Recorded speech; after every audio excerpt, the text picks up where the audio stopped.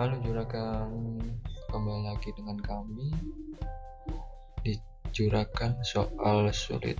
Perkenalkan, nama saya Zainal Ibnu Baki. Di sini saya akan membahas tentang soal sistem pengisian sepeda motor. Oke, langsung saja pada soal pilihan ganda. Oke, yang pertama di bawah ini yang benar tentang sistem pengisian sepeda motor. Untuk menjawab pertanyaan seperti ini, kita harus cermat. Nah, dari semua pilihan ganda, jawaban yang paling benar adalah A, yaitu gabungan beberapa komponen yang berfungsi menghasilkan listrik untuk mengisi baterai. Karena sistem pengisian sepeda motor merupakan gabungan dari beberapa komponen, antara lain alternator, yang saat sistem ini berjalan berfungsi untuk mengisi baterai sepeda motor agar tetap dalam kondisi terisi. Oke, soal berikutnya nomor 2. Berikut yang termasuk komponen sistem pengisian sepeda motor kecuali jawaban yang paling benar adalah B, lampu, karena lampu termasuk dalam sistem penerangan, bukan sistem pengisian. Oke, nomor 3, apa fungsi rectifier? Dan jawabannya adalah C, yaitu mengubah arus AC menjadi DC. Nah, arus yang dihasilkan oleh alternator sendiri adalah arus AC, maka untuk dapat menjadi DC, rectifier mengubah arus bolak-balik menjadi arus arah agar dapat mengisi baterai. Oke, next, nomor 4. Apa fungsi dari alternator? Jawaban yang paling benar adalah D, yaitu menghasilkan tegangan dan arus listrik.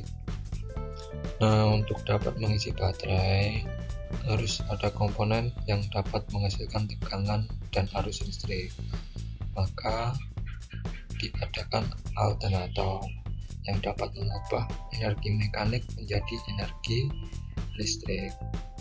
Oke, next, 5. Bentuk listrik apa yang dihasilkan oleh alternator? Sudah jelas di sini dari pertanyaan sebelumnya. Jawaban yang benar adalah A, listrik bolak-balik atau AC. Oke, langsung next saja. 6. Apa fungsi dari baterai pada sistem pengisian sepeda motor? Nah, jawaban yang benar itu D, menyimpan tenaga listrik yang dihasilkan oleh sistem pengisian.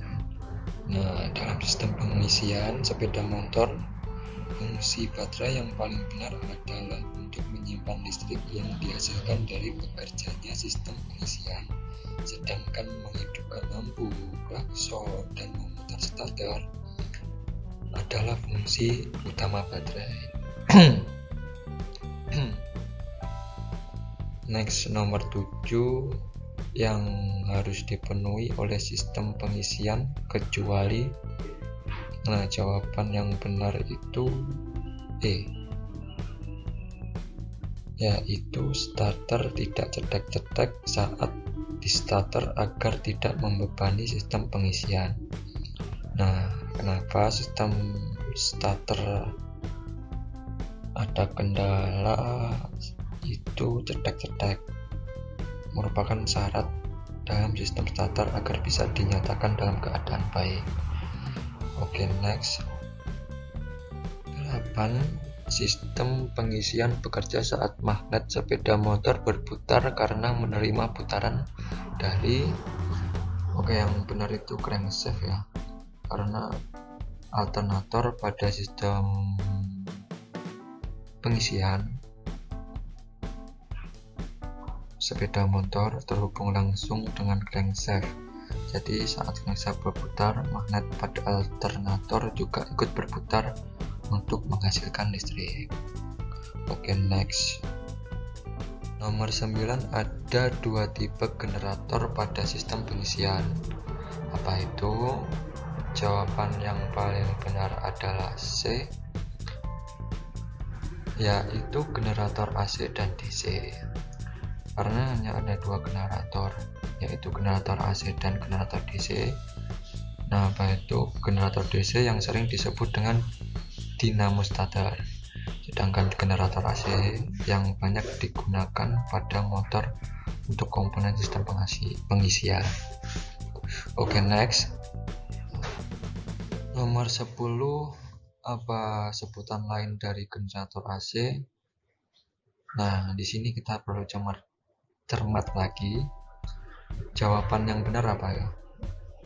Ya, alternator. Karena generator AC adalah generator flywheel magnet yang biasa disebut alternator dan banyak digunakan pada sepeda motor dan skuter. Oke, next. Oke, selanjutnya nomor 11. Bentuk tegangan yang disimpan dalam baterai adalah. Jawaban yang paling benar adalah E, yaitu listrik searah atau DC. Karena komponen kelistrikan pada sepeda motor membutuhkan tegangan dalam bentuk DC atau searah, dan juga dalam sistem pengisian tegangan yang masuk ke baterai dalam bentuk DC karena diubah oleh rectifier. Selanjutnya nomor 12, bagian alternator yang menghubungkan putaran crankshaft adalah. Jawaban yang paling benar adalah A, yaitu magnet pada sepeda motor ya. Karena magnet flywheel dipasang pada ujung crankshaft dan berputar saat mesin berjalan. Selanjutnya nomor 13, bagaimana cara kerja coil penerangan yang benar? Nah, di sini kita perlu cermat karena pilihan jawaban sangat hampir sama. Jadi jawaban yang paling benar adalah C, yaitu flux magnet melewati coil di sekeliling inti besi untuk menghasilkan arus AC. Saat flux magnet melewati coil di sekeliling inti besi akan menghasilkan arus AC yang akan diubah jadi arus DC oleh rectifier agar dapat mengisi baterai. Selanjutnya nomor 14, apa nama lain dari coil penerangan? Jawaban yang benar adalah A, lighting. Komponen sistem pengisian yang menghasilkan arus kelistrikan adalah coil penerangan atau bisa disebut dengan lighting. Nah, ini saya ambil dari Yamaha ya teman-teman sekalian. Selanjutnya nomor 15, bagaimana cara kerja rectifier yang benar? Nah, kita harus cermat kembali karena pilihan gandanya sangat hampir sama. Jawaban yang paling benar adalah E, arus AC yang melewati rectifier akan dilewatkan setengah siklus dalam satu arah. Nah, arus AC adalah arus dengan siklus penuh. Untuk merubah menjadi arus bolak-balik, rectifier melewatkan arus AC yang masuk dalam setengah siklus, jadi menghasilkan arus searah atau DC. Selanjutnya nomor 16, bagaimana cara kerja baterai yang benar dalam sistem pengisian? Jawaban yang paling benar adalah A, baterai menyimpan arus searah yang dihasilkan oleh generator dan disearahkan oleh dioda. Nah, dalam sistem pengisian, fungsi baterai adalah menyimpan arus DC dari hasil kerja sistem pengisian dan membantu saat terjadi discharge.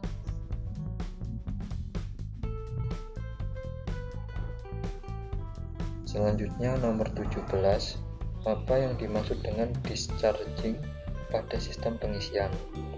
Nah, jawaban yang paling benar adalah E. Baterai membantu sistem pengisian untuk menjalankan sistem kelistrikan. Saat kebutuhan sistem kelistrikan tidak dapat dipenuhi dari bekerjanya sistem pengisian, maka baterai tidak diisi dan dibantu sistem pengisian untuk menjalankan sistem kelistrikan. Selanjutnya nomor 18, dalam sistem pengisian ada komponen kiprok. Nah, apa fungsinya? Jawaban yang benar adalah A. Menstabilkan tegangan ke aki atau aju. Nah, kiprok ini berfungsi menyetabilkan tegangan yang masuk ke aki dikarenakan tegangan yang masuk ke aki tidak boleh kecil ataupun besar, jadi harus pas. Selanjutnya nomor 19, untuk membatasi atau menghambat aliran listrik yang mengisi baterai agar tidak melebihi kapasitas pengisian baterai, terdapat komponen yang bernama. Nah, jawaban yang paling benar adalah E, yaitu resistor. Nah, resistor sendiri adalah komponen elektronika yang mempunyai fungsi membatasi atau menghambat aliran listrik yang mengalir dalam rangkaian elektronika, dan komponen ini digunakan pada sistem pengisian agar pengisian tidak melebihi kapasitas pengisian baterai. Selanjutnya nomor 20, baterai menyimpan listrik dalam bentuk apa? Nah, jawaban yang benar adalah C, energi kimia. Baterai menyimpan arus DC dalam bentuk cairan kimia yang dapat dikeluarkan sebagai energi listrik, dan proses penyimpanan dan pengeluarannya dapat dilakukan berkali-kali. Selanjutnya nomor 21, baterai untuk menyimpan hasil sistem pengisian mempunyai prinsip kerja berdasarkan pada. Nah, jawaban yang paling benar adalah D, yaitu reaksi kimia.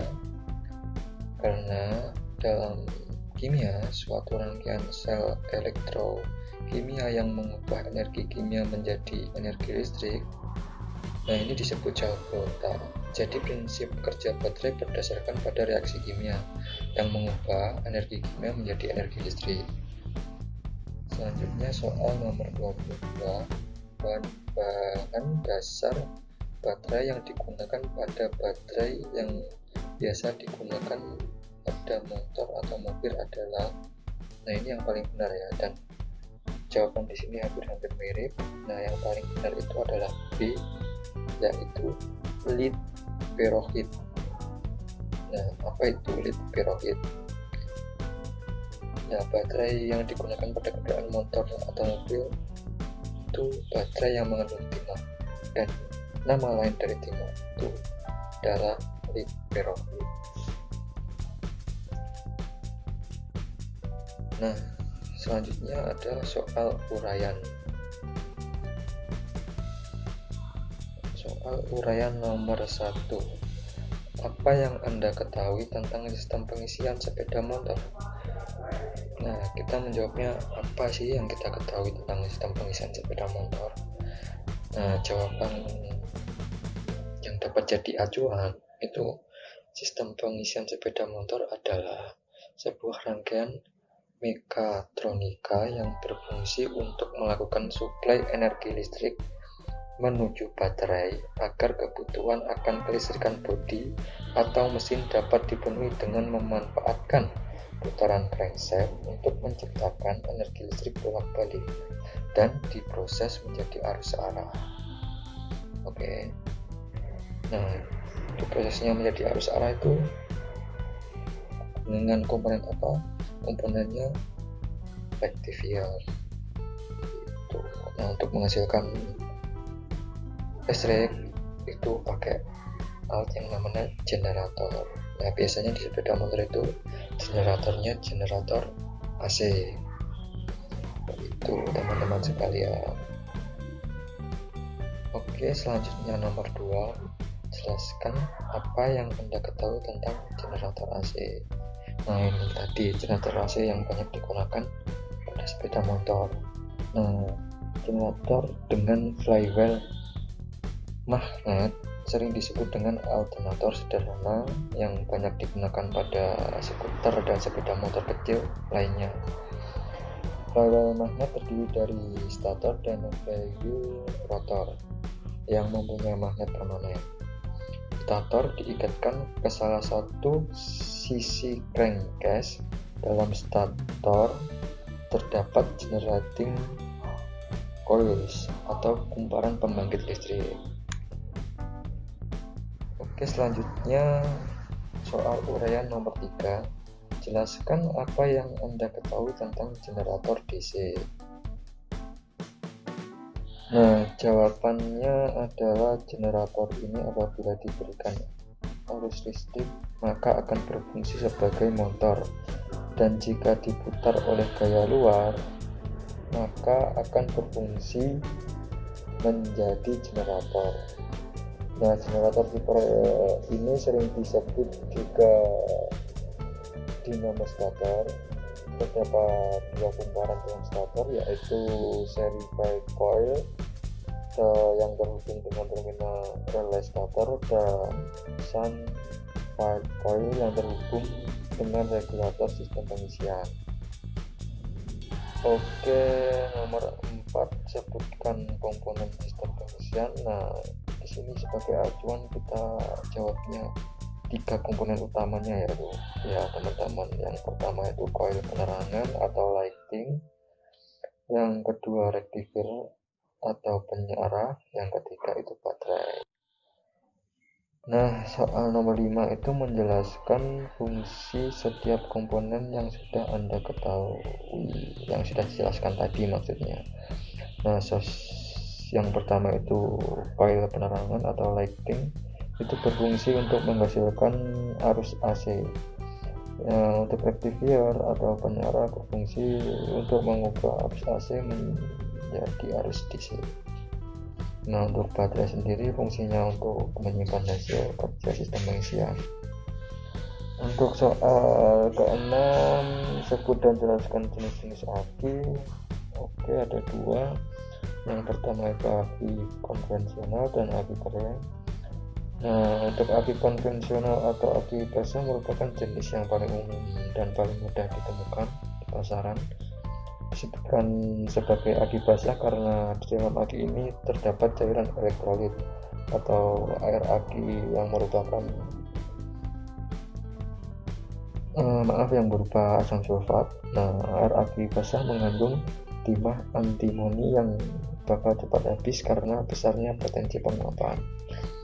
Untuk yang kedua ada aki kering, merupakan aki yang maintenance free atau bebas biaya perawatan ya sebutannya. Nah, aki ini tetap menggunakan cairan elektrolit namun mengandung timah kalsium. Nah, timah kalsium sendiri itu diklaim lebih hemat alias minim penguapan daripada cairan elektrolit pada aki basah. Nah, cairan di dalamnya pun diatur agar tidak mudah tumpah layaknya aki basah. Dan aki kering ini kuat juga terhadap guncangan, bentuknya compact, lebih mudah lah untuk perawatannya. Oke, sekian dulu video dari saya sendiri. Yang lagi tunggu video berikutnya dari teman-teman saya yang lain. Tetap sehat dan semoga semua makhluk hidup bahagia. Terima kasih.